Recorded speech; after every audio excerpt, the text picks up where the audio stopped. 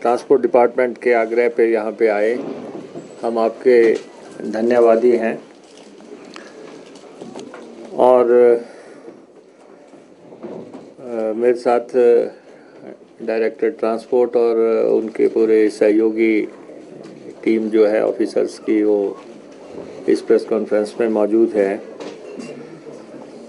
और आपको मालूम होगा कि हमने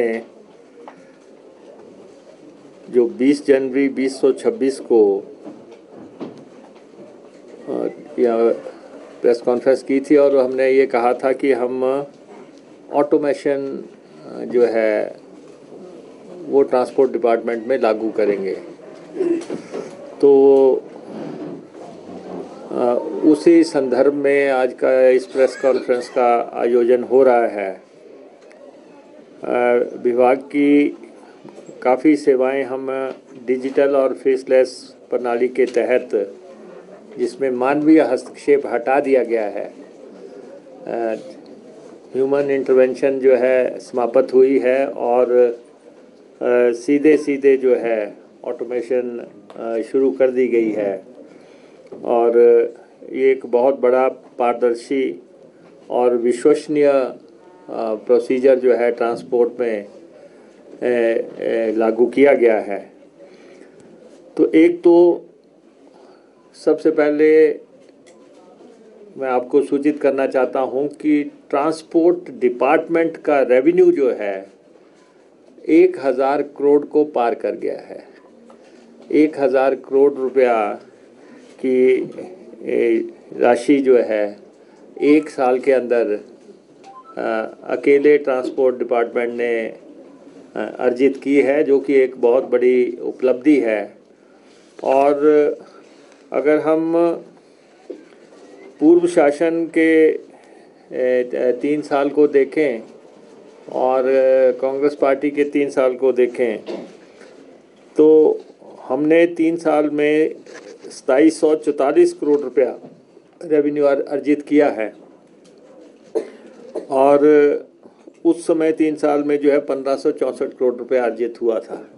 तो एक बहुत बड़ा जो है हाइक जो है ट्रांसपोर्ट की अर्निंग में, डिपार्टमेंट की अर्निंग में हुआ है। तो लगभग 75% की ये इंक्रीज़ है। तो एक ट्रांसपोर्ट डिपार्टमेंट एक रेवेन्यू अर्निंग करने वाला एक मेजर डिपार्टमेंट हिमाचल प्रदेश में कायम होता जा रहा है। और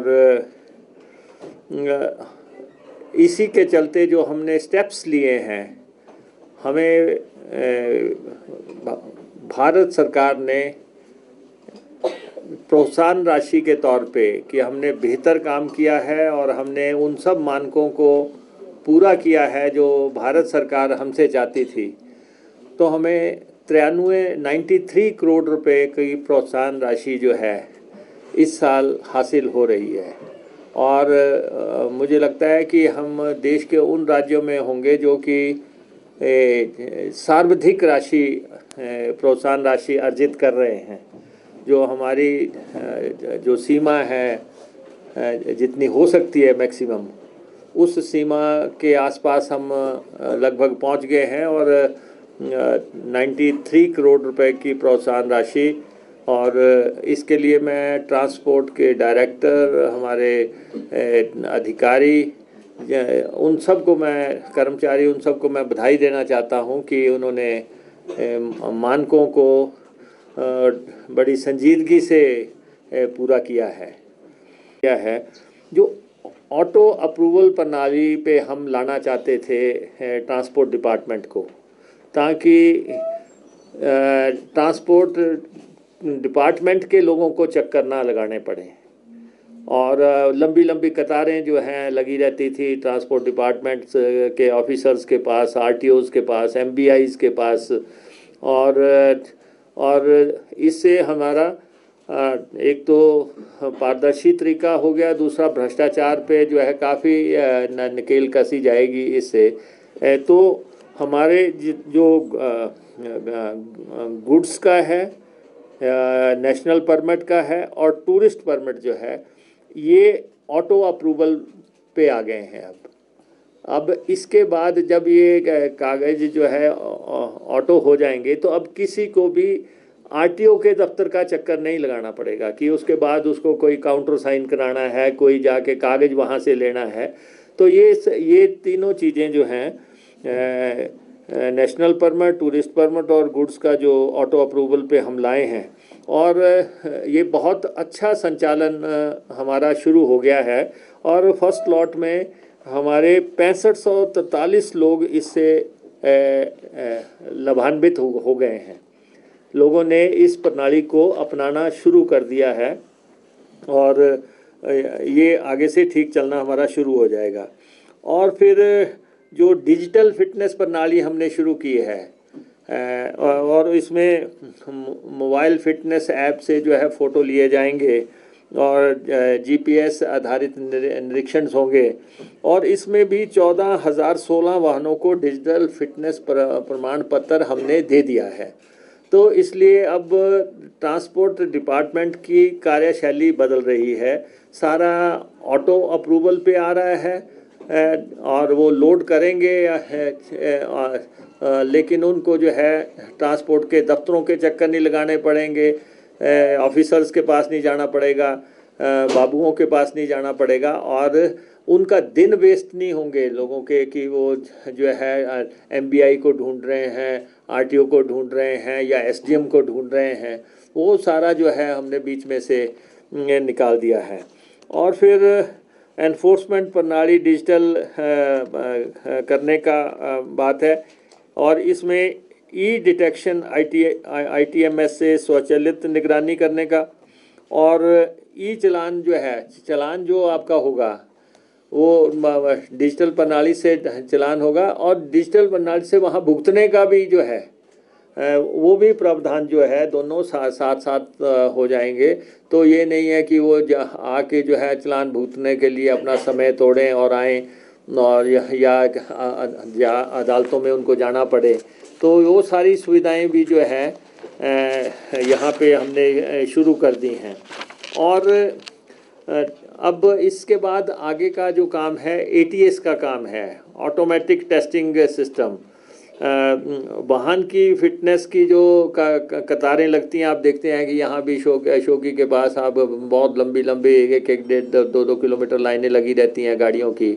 अब ऑटोमेटिक टेस्टिंग स्टेशन बनाए जा रहे हैं ताकि ऑफिसर्स को बीच में से हटा दिया जाए। गाड़ी को जो ऑटोमेटिक टेस्टिंग स्टेशन में डाला जाए और वही बता देगी कि इसमें क्या क्या खामियां हैं, क्या क्या मशीनरी बेस्ड जो है, टेक्नोलॉजी बेस्ड, जो ज़माना ही आगे टेक्नोलॉजी का है, तो टेक्नोलॉजी बेस्ड काम के लिए जो है एटीएस की स्थापना हो रही है। अभी हमारे जो एटीएस हैं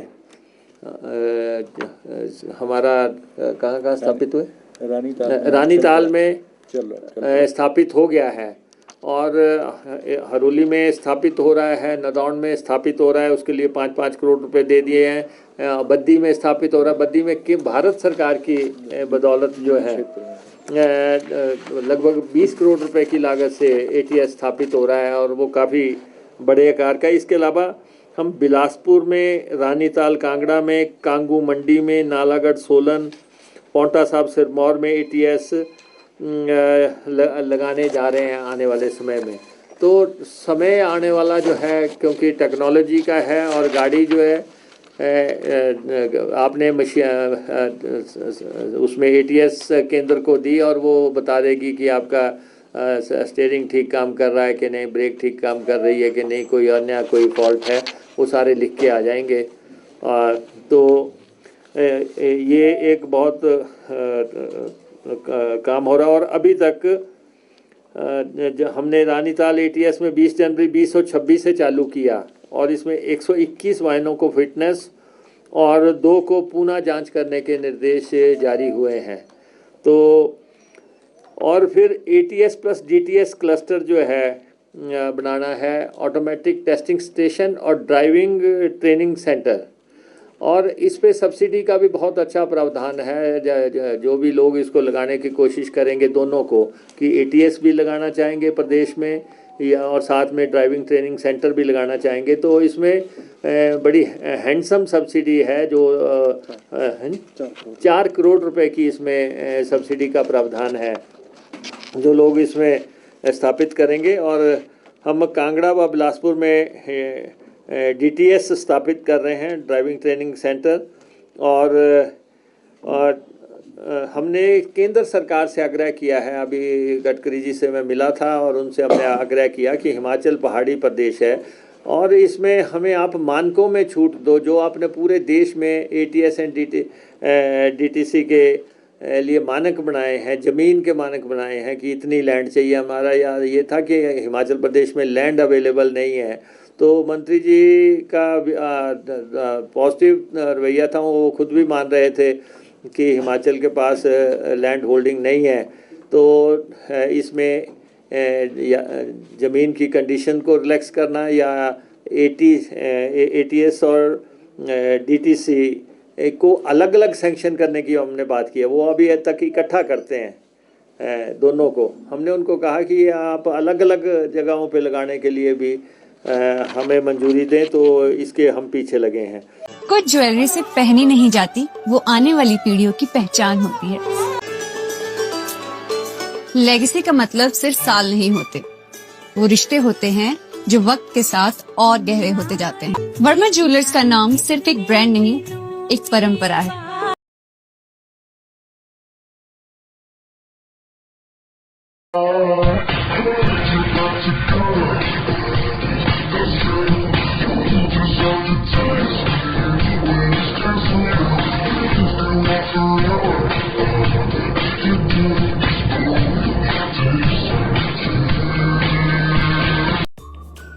Namaskar, I'm Alka Bharadwaj, Principal Gurukul International School, Kunihar.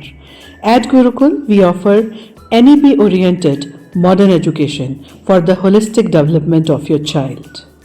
Admissions open now. Give your child the better foundation they deserve.